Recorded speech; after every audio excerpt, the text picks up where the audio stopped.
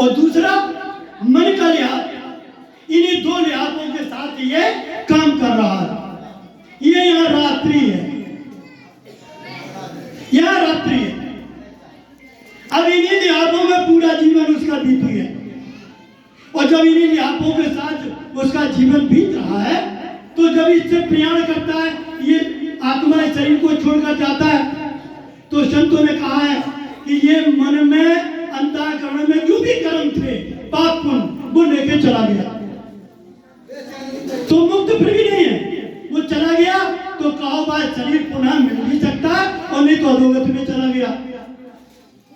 यहाँ आने का एक मकसद है कि हमारा पुनर्जन्म हो। पुनर्जन्म का मतलब कि मैं शरीर मनुष्य शरीर को छोड़ के मनुष्य शरीर में आ जाए। ये उपलब्धि हमारे आपके लिए होना आवश्यक है।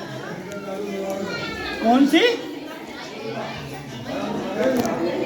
इस शरीर में शरीर और मन के साथ क्रिया कर रहे हैं। पहले मन में क्रिया होती है, और बाद में उस क्रिया की, उस मन में होने वाली क्रिया की पूर्ति के लिए शरीर में क्रिया करते हैं। लेकिन क्रिया करने वाला कौन है, इस बात को जानना। क्रिया करने वाला कौन है? वही अविनाशी अलौकिक शक्ति है, जिस शक्ति के द्वारा मन की अनेक क्रियाएं हो रही मन में, और शरीर से इंद्रियों में और शरीर के द्वारा अनेक श्रम के द्वारा क्रिया हो रही। तो संतों ने कहा है कि आप कर्मयोग तो करना है, शरीर से उस बल, ईश्वर के बल से, गुरु के बल से शरीर को से आप कर्मयोगी बनिए, लेकिन भीतर वाली बात आपको कहा है इसको जीतना है, मन को जीतना है। मन को जीतने के लिए संतों के पास आए। अब दो बातें यहां भी हैं, या तो मन का संग कर लो, या तो मन का संग छोड़ दो, या मन को जीत लो। कौन सा सरल है? सरल कौन सा है? मन का संग छोड़ दो। चोर है, चोर का संग छोड़ दो। अगर संग छूट जाए तो तुम्हारा कुछ भी चोर बिगाड़ नहीं सकता है। और मन है क्या? वो शक्ति का इंद्रियों के साथ क्रिया करना, उस शक्ति को यहाँ मन कह दिया गया।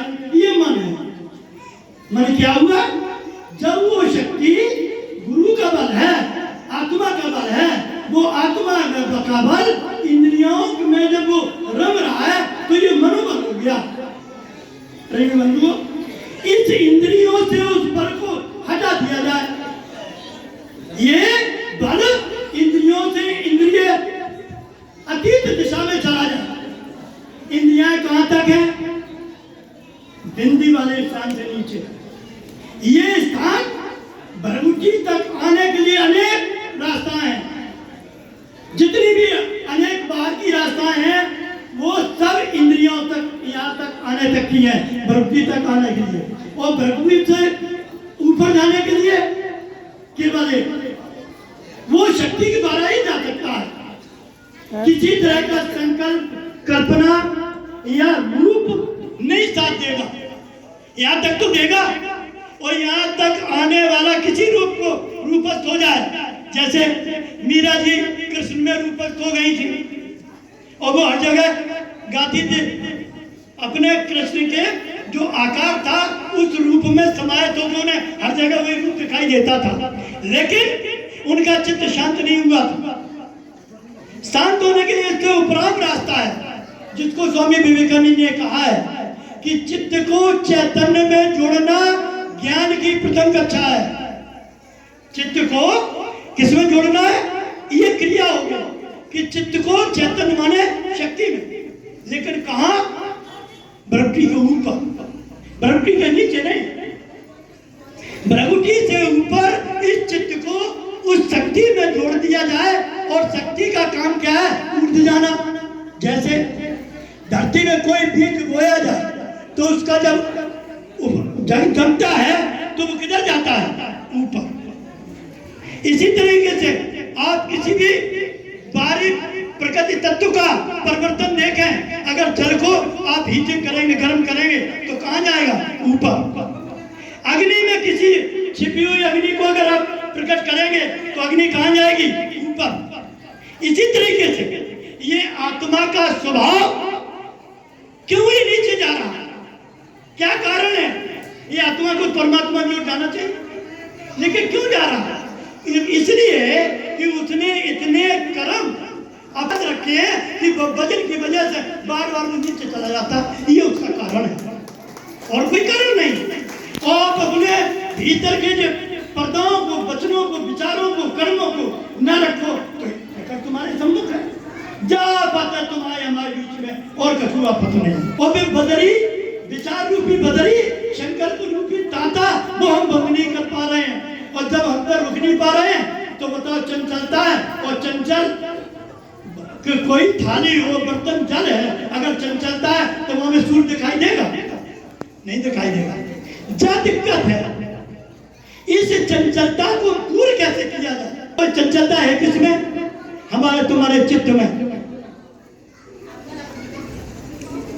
सुखदेव जी ने, अपने पिताजी ने 4 वेद 6 7 18 पुराण लिखे और लिखने के बाद सुखदेव जी ने जब उनके यहाँ शरीर लिया तो उन्होंने उन सभी ग्रंथों को, वेदों का अध्ययन करने के बाद एक सवाल कर दिया कि पिताजी, मैंने सभी वेद शास्त्रों का अध्ययन कर लिया आपके द्वारा रचित, लेकिन मेरा चित्त शांत नहीं हुआ है, इसका उपाय क्या?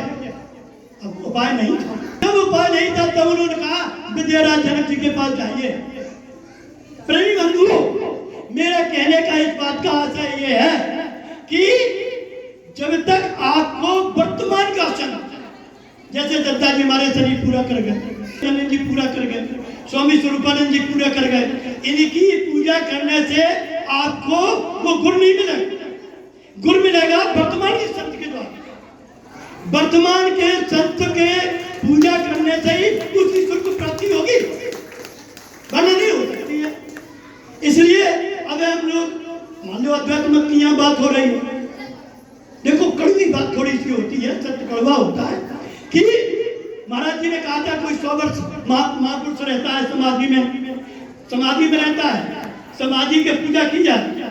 लेकिन मुझे ये बताया जाए, विचार करने की बात है, अगर हम किसी मंदिर की प्रतिमा की समालोचना कर रहे हैं, आलोचना कर रहे हैं, तो हम भी अपने गुरु महाराज की प्रतिमा रखें तो ये हमारे लिए जायज है? गुरु जी तो मेरे हृदय में वास कर रहे हैं, क्या उनके लिए मुझे प्रतिमा सजाने की जरूरत है? ठीक है, गुरु धारण कराया और गुरु मेरे साथ है। स्वामी स्वरूपानंद ने ये कहा है कि मुझे तू अपने सिर पर समझना और मैं तेरे अंग संग हूं। ये है हमारे संतों का आदेश। तो हम अपने संतों के दत्ता जी को सिर पर क्यों नहीं रखते हैं? वर्तमान में स्वामी महाराज जी जो उनकी व्यवस्था को देख रहे हैं, अगर रास्ता कहीं तुम्हारी नहीं समझ में आ रहे, आपसे पूछिए, अपना रास्ता आगे बढ़ाइए। लेकिन सबब दर वतन का है। दर वतन ये नीचे नहीं है, दर वतन है ऊपर। तुम्हारा दर कहाँ है? रंग। ये है दर।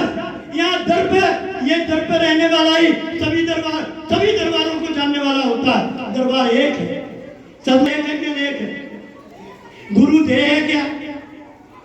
गुरु को मानुष जानते बेनर कहिए अंग, और महादुखी संसार में आगे उनके फंद। योगेश्वर ने अर्जुन से कहा था, हे अर्जुन, तू मुझे इन आंखों से नहीं देख सकता है, सामने खड़े, तो कौन सी बात है फिर? इसका मतलब है कि जो अगोचर है, जिसको आप भी आरती में गाते हो कि तुम हो एक अगोचर, सबके प्राणपति और किस विधि विनू दया में, कभी विचार किया कि अगर पूजा भी कर रहे हैं, वाणी से कह भी रहे हैं और ये भी कह रहे हैं कि अगोचर है और किस विधि मिलू, तो विधि की तलाश की। ये अविधि पूर्वक पूजा है। इसको गीता में कहा है कि जो लोग पूजा करते हैं वो मुझे नहीं जान पाते। लिखा है, मर्म को न जानकर किए हुए कर्म से ज्ञान श्रेष्ठ है। हम मर्म ही नहीं जान रहे और कर्म करते चले जा रहे। कोई भी कर्म हो, उस कर्म को करने से पहले उस कर्म के मर्म को मुझे समझना पड़ेगा। और मर्म किससे समझ में आएगा? जिसने वो कर्म कर लिया, उसी से तो उस मर्म का पता लगेगा। ईश्वर मर्म है, मर्मी है। हमें उस मर्म को समझना है। जो एड़ी से चोट बाकी तक है, मेरे मन को चला रहा है, लेकिन उस मर्म को मैं नहीं जान पा रहा हूं। यही सबसे बड़ा अचंभा है कि जो मेरा स्वामी भी है और मेरे शरीर का संचालक भी है, तो न मैं इस रथ को चलाने वाले को जानता हूं और न रथ मालिक को जानता हूं।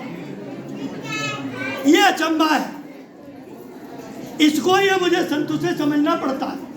संतों के पास जाने के सुनने का क्या मतलब है?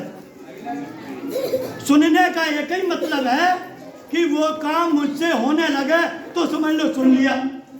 और अगर हमने जकान से सुनो जा से निकाल दो, पिता ने कही बेटा से या बहू ने कही सास से कि बहू बेटा पानी दे दो, और माँ ने पानी दिया नहीं, तो क्या सुना कर दिया? जब उसने पानी दे दिया। इसी तरीके से आप सुनने आए हैं जिन्होंने इस आत्मा रूपी मणि को नहीं जाना, वो आत्मा रूपी मणि को जाने, सत्य के पास श्री चरणों में जाए। अभी बिटिया ने एक ने गाया था कि गुमान को डाला नहीं जाता है, लेकिन इस दरबार में, जिस दरबार में हम अब बैठे हैं, यहाँ मान गुमान बिछा बैठे बागंबर से क्या मतलब? वहां न मान चाहिए न गुमान है, और अभिमान तो छुए नहीं। हाँ, उनके पास सम्मान होता है, ये चीज पीछे छोड़ देते हैं। प्रेमी बंधुओं, बच्चों ने क्या किया, हमने क्या समझा? हमारे समझने से और हमारे उसके अपने हृदय से उसका पालन करने से मुझे लाभ होगा। कोई कहते सत्य बोलो, और हम सत्य सुन लिया और उसका अमल नहीं है तो हमारे लिए सुना हुआ बेकार। मुझे चाहिए अमल। मेरे अमल करने से मेरे चित्त के विषय विकार मेरे अंदर से हटे, तभी तो साधना है। दुख कोई हमें मिले, कोई भी बैठे, हम हो चाहे आप, दुख कोई चाहता है, लेकिन दुख मिला क्या भैया? तुम चाहते नहीं, सोच मिल रहे, क्यों? संतों ने इसको कहा, दबा दी है। संतों ने लिखा एक जगह, राम भगत मणि उर्वश जाके दुख लबलेश न सपने ताके। तो जो करे नहीं चाह और दुख को भगाए चाह, और दुख चाहते नहीं तो मिल रहे है सकनी। दुख की कोई कामना नहीं करता और दुख सबको है। बाकी दबा है कि जा अपने हृदय में मणि को स्थापित करिए। परम प्रकाश रूप दिमराती, नहीं चाहिए कछु दिया गिरफ्ताती। राम नाम मणि दीपदार, जी तेरी द्वार तुलसी अंदर बाहर हो, जो चाहे दिया। अंधेरे में रहना चाहते,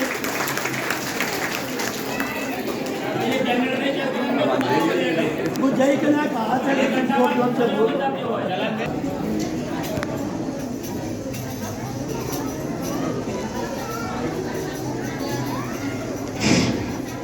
प्रेम से बोलो सदगुरुदेव भगवान की जय।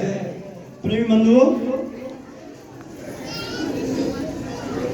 गोस्वामी ने शुरू में लिखा है कि जाने बिन ना होए प्रतीति, और बिन प्रतीत होए नहीं प्रीति, और प्रीत बिना नहीं भक्ति जुड़ाई। जिम खगेश जल की चिकनाई। तो भक्ति कैसी कर रहे हैं? एक बाल्टी में एक बूंद सरसों का तेल डरो है और कह रहे हैं पूरी बाल्टी सरसों से भरी है। उन्होंने कहा नहीं, ठीक नहीं है। प्रीत जब तक कोई ऐसा है जो मैं जो प्रीत न करता हूँ। प्रीत जगत में बहुत किस्म की नाना विध की हो। सच्ची प्रीत सो जानी है जो सतगुरु से हो। जब प्रीत की जरूरत है, अगर जब प्रीत हो जाए तो प्रेम हो जाएगा। प्रीत और प्रेम में अंतर है। प्रीत में दूरी है और प्रेम में एक रूपता है, सायुज्य है। ये सायुज्य है जहां दो में दो नहीं रहे, एक होना ही सायुज्य है। और जब तक दूरी है तब तक वहां मांग रहेगी, संकल्प रहेगी, विचार रहेंगे। इसीलिए भक्त मांगने लगता है, दूरी हो जाती है। जब वो प्रीत कर रहा दूर है तो वो मांग रहा, लेकिन इसमें मांग नहीं है। जहां मांग नहीं है तहां मेल है, और जहां मांग है तहां मेल नहीं है। प्रीत तो है लेकिन मेल नहीं है। कहते हैं संतों ने कहा है कि जब निरीक्ष ईश्वर कैसा है, निरीक्ष है ना, और अगर निरीक्ष से मिलना चाहोगे और इच्छा के साथ मिलोगे, मिल लेंगे। तो हमें निरीक्ष होने की विधि संतों से मिली, और जिस काल में आप निरीक्ष हो, इच्छा नहीं है, बदरिया नहीं है, उसी समय आप अपने सम्मुख प्रकट हो जाओगे। ये संतों ने मार्ग दिया, इसके अलावा नहीं था। संतों ने लिखा, जो इच्छा करे हो मन माही राम कृपा। क्या इच्छा, कोई ऐसा है जो इच्छा नहीं करता, लेकिन यहाँ इच्छा की बात कौन सी हो रही? ईश्वर मिलने की इच्छा, शुभ इच्छा। इस ईश्वर मिलने की इच्छा के अलावा जो भी इच्छा है वे सब अशुभ है। तो शुभ इच्छा किसी मिलने में पैदा होती है। संतों ने लिखा है कि समदर्शी ईश्वर कैसा है? समदर्शी इच्छा कठिनाई। अगर इच्छा नहीं है तो आप समदर्शी हो जाएंगे, और अगर इच्छा है तो समदर्शी नहीं। समदर्शी होने के लिए क्या करना है कि जो इसमें शक्ति है, जो अनंत तरह की क्रियाएं कर रहा है, अगर तुम्हारी क्रिया जब शक्ति में हो जाएगी तो शक्ति सम है। जो कहूं एक जगह ऐसी नहीं है कि जहां कम ज्यादा है, जड़ और चेतन में दोनों जगह समाहित है। ये समअवस्था, इस समअवस्था में संत महानुभाव रहते हैं। हम आपको रहने के लिए यत्न देते हैं कि आप यहाँ आइए। ये कहते सकल कामना इनजे तब राम भगत रसलीन। और नहीं तो तमाम संसार से उदास तो है, लेकिन जगत नहीं हो पाए। बहुत से भाई लोग मिलते हैं कि उन्हें जगत की कोई चाह नहीं है, लेकिन फिर भी जागृति नहीं है। भावभंग अवस्था में चले गए, भावभंग हो गया संसार से, भावभंग है लेकिन भावातीत अवस्था में नहीं पहुंच पा रही। प्रेमवंत बंधु, ये बड़ा ही सजगता का विषय है। इसमें जाग के भी जागना ये नहीं है। गुरु महाराज ने है क्या, आज दशा क्या हम लोगों की है, गुरु महाराज से ज्ञान ले लो, अब भजन चाहे कछु करनी है। गुरु जी को बुलावा भी है तो नहीं है।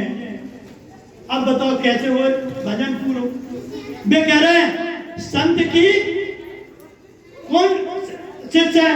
जो शिष्य अपने संत की बात का पालन कर रहा है, उसके साथ संत संत माने अनंत में स्थित, उनके साथ सदैव संत है और संत के पास वो रहता है, तो दोनों में एकम एका है।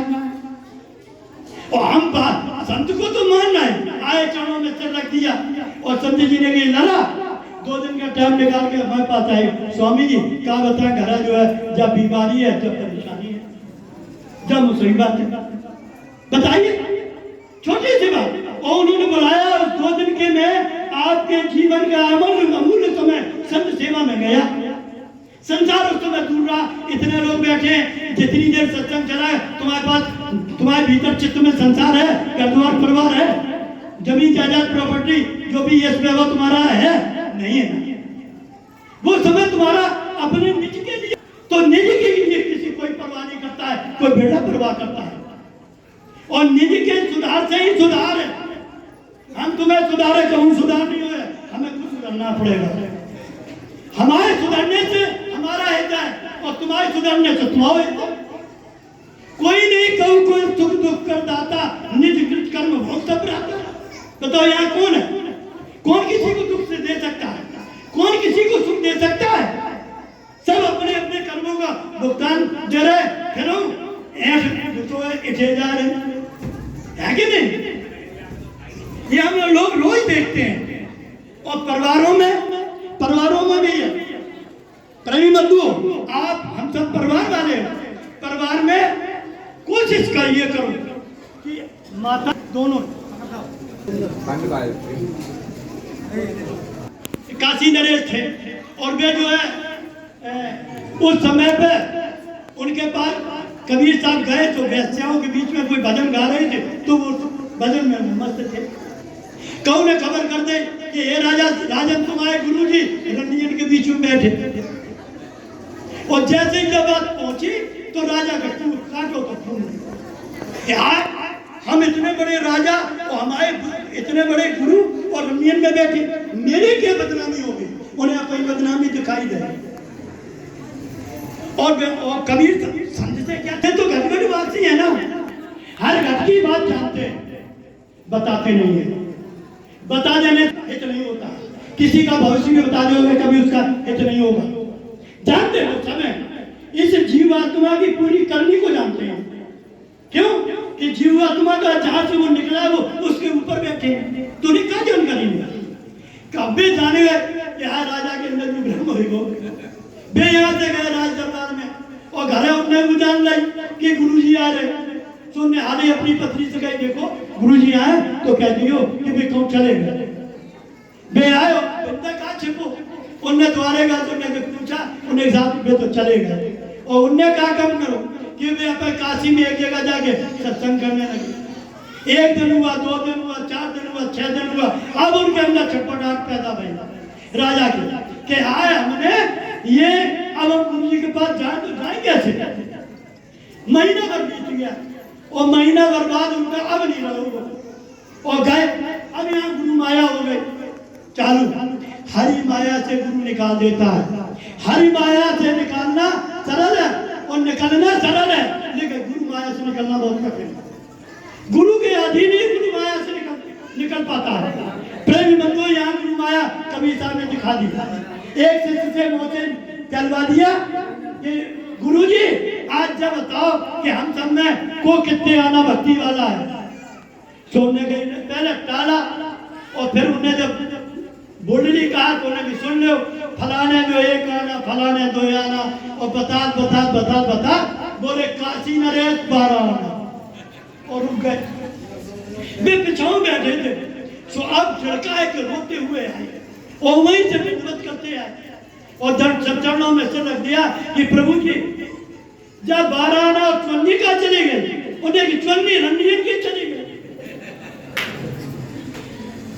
इसलिए कभी भी गुरु और ईश्वर को कभी दोष नहीं देना चाहिए। ये आज इतनी गांठ विभाग की धारणा, गुरु को निकालने चाह रहे, डंडा मार के निकालना, बेगम हटा के निकालना है। अहंकार गुरु को गुस्सा आई गई, तुझे हमारी दृष्टि में दोष है, उसको निकालने के लिए कुछ भी कर सकते हैं। और हमने देखा कि गुरु जी तो बताओ गुरु जी कैसे जुने गुस्सा आ गया, वे तो निकालने के लिए सत्य को कुछ भी करेंगे, कैसे भी वो निकाल। और हम लोग उसमें अपनी दृष्टि में दोष पैदा कर लें तो ये दोष मैंने पैदा किया है, इसलिए अपनी दृष्टि में दोष पैदा मत करना। प्रेम बंधु सत्संग सुनने का मतलब तो यही है ना। हम सुबह से शाम तक दोष इकट्ठे कर रहे हैं तो मेरे पास क्या इकट्ठा है? और एको घंटा बैठ के अपने अंदर से दोष निकालने का यत्न जो दिया गुरु महाराज ने वो कर नहीं रहे। जब दोष इकट्ठे किए और निर्दोष होने का यत्न मिला, गुरु तो जूना है, उन्होंने कहा तुम हम यत्न ही तो है, जूने ही तो है, तुम जो जूना को रगड़ो तुम्हारे पास चमक हो जाए। अभी भैया ने कही थी तार में जंग लग जाए, जंग को साफ करने का जूने तो है, जंग साफ कर दो धारा प्रवाहित हो जाएगी। जंग ही तो है ना, चित्त में संकल्प रूपी जंग है और जब जंग को जीतना ही तुम्हारा काम है। चित्त को जीतना, चित्त निर्दोष अवस्था में जाना ही तो चित्त का चैतन्य होना है। चित्त चैतन्य कब होता है? जब चित्त में कोई भी विषय विकार नहीं है तो चित्त ही चैतन्य अवस्था में होता है, अलग से कठोर चीज नहीं है। किसी ऊर्जा किसी के और संकल्प का वो देखने लगा, चिंतन करने लगा तो ये चित्त है। और जब इसके पास कुछ नहीं है तो शक्ति स्वरूप हो गया, पवित्र है। ये गंगा है, इस गंगा को, पवित्र गंगा को समुद्र में मिलाने का नाम भजन है। ये भजन करना है तो पवित्र गंगा में पहले गोता चित्त के तो लगाओ, जो नाला बना घूम रहा।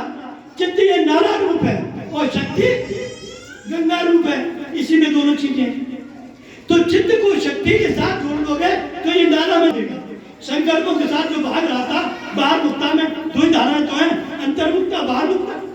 बाहर मुक्ता में अनंत जीव भाग रहा है, संत कह रहे ना बाहर मुक्ता से अंदर मुक्ता की हो रहा हो, यही तो अंतर है। संत के मार्ग में और आचार्यों के मार्ग में यही अंतर है। भाषाकार कह रहे बाहर जाओ, संत कह रहे तुम अंदर हो। इस पार्टी इसको बांटना पड़ेगा। आपके क्षेत्र में मैं देखता हूँ बाहर मुक्ता के लोग जो आचार्यगण हैं, जिन आचार्यों के पास कभी ज्ञान न था, न है, न होगा, बहुत कड़वी बात, अनाथ का आज से नहीं सुने। द्वापर में आप देखिए, जब वो धर्मराज ने यज्ञ कराया था तो उस समय 12 करोड़ आचार्य उस चौका में बैठे थे और घंट नहीं बजा। तब उस समय योगी सूर्य भी उसी में बैठे थे। तब उन्होंने कहा था कि तुमने किसी संत को बुलाया नहीं। तब कहा कि किसको? तब उन्होंने कहा इस समय नाभा नाम के स्वपच परम संतों में है। नाभा नाम के स्वपच को जब बुलाया गया और बुलाने पहले भेजा अर्जुन को, तो उन्होंने कहा कि साहब तुम अपने यज्ञ का फल दे दो। तो अर्जुन ने मन में सोचा जब यज्ञ कराने का मतलब था जब तुम्हें को फल चाहिए तो बिना बुलाई भी चले जाए। फिर उन्होंने कहा द्रौपदी से पूछा, द्रौपदी उसकी परम सच्चा। जब द्रौपदी गई है चरणों में सिर रखा तो यही उन्होंने उनसे कह दिया कि बेटी तुम इस यज्ञ का मुझे फल दे दो। तो उन्होंने कहा महाराज एक बात मैं कहना चाहती हूँ कि क्या? तब ये बात आई है कि संत मिलन को चाहिए तज माया अभिमान, ज्यों ज्यों पग आगे धरे कोटन यज्ञ समान। आप बताइए उस एक यज्ञ का फल आपको चाहिए या मैं वहां से करोड़ों यज्ञ करके आई उन सभी यज्ञों का फल चाहिए? उन्हें कुछ चाहिए क्या? उन्हें तुरंत बैठ उठाया, उन्होंने डब्लू ले लिया, चल दिया। जब भोजन भंडारे में गए तो 56 प्रकार का भोजन आया। जैसे उन्होंने गिलास खाया, घंटा बजा, तो उस समय कौन था संत? क्या आचार्यों के पास ज्ञान था? संतगिरी थी? इसी तरह त्रेता में मैं भी यही हुआ। वो नवदा भक्ति जो गाई है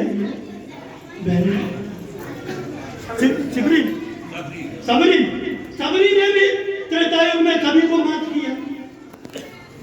तालाब में पैर चला गया तो खून हो गया। तब उनका सब बड़बड़ाएगा कि आया और कैसे नहाएगा जाके। तब उनके गुरु ने कहा महात्मा जी ने कि जाओ और उसी से कहो। और उसी ने जब पैर डाला तो उस समय किसने मात दी है? भूल जाओ, संत की कभी जात नहीं होती है। अगर संत की आपने संत को जात के घेरे में देख लिया कभी नहीं आप जान पाएंगे। इसलिए संत जात ने पूछो, संत की पूछा। मोर करो तलवार का ज्ञान, जब म्यान है डाल दो उनके चरणों में। और मोर करो उस तलवार का जो एड़ी से चोटी तक हमें घुसी है। जाके कहूंगा गुरु जी के पास कि साहब एड़ी से चोटी तक हमें म्यान घुसी है, बाकी समस्या मेरी है, हल करो। मैं इसको तुम्हारे सीट चरणों में डाल रहा हूं। प्रवीण तो ये रास्ता है मिलने का, मिलाने का। मिलाने वाला तभी मिलाएगा जब आप अपनी श्रद्धा का श्रद्धा ही तो नहीं देना चाहते। प्रेमी बंधुओं, श्रद्धा और समर्पण का विषय है। इसलिए और श्रद्धा और समर्पण की कमी, लेकिन वो श्रद्धा और समर्पण कहाँ रखे? आडंबर। कहते हैं हमारे एक सज्जन कहते थे कि एक पत्थर को एक मनुष्य ने तराश के मंदिर में पहुंचा दिया, वो भगवान हो गया। वो इंसान तो मंदिर में जाता रहा, वो इंसान हो गया। जब दशा है इंसान बनना है तो इंसान बनने के लिए संत दरबार में आना है। संत दरबार में ही इंसान से भगवान की ओर जा पाएगा। पहले तो इंसान हो हम ना, इंसान है तो इंसान से प्रेम होना चाहिए। आज कौन बेगार में फलानी जात के फलानी जात लड़ाई कर रही है। हिंदू मुसलमान लड़े जा रहे हैं, हिंदू हिंदुओं में लड़े जा रहे हैं। ये कौन सा ज्ञान है भाई? ये क्या सनातन है? और ज्ञान के बौछार हो रहे। चरित्र आचार्य गांव में हर क्षेत्र में 10-10, 20-20 लाख रुपया लेके जाता है। यहाँ महाराज जी को क्या दे देंगे आप? हम समझते हैं तुम गाड़ियों को खर्चा नहीं देते, लेकिन तुम्हें सबको हम लोगों को सीख देने के लिए तो सीख ले लो जो फ्री में मिलती है। ईश्वर भजन की सीख फ्री में मिलती है, जब नोट कर लेना, क्योंकि वो दाता होता है, दाता भिखारी नहीं होता। अगर वो ईश्वर का ज्ञान देने वाला कछु मांगे, समझ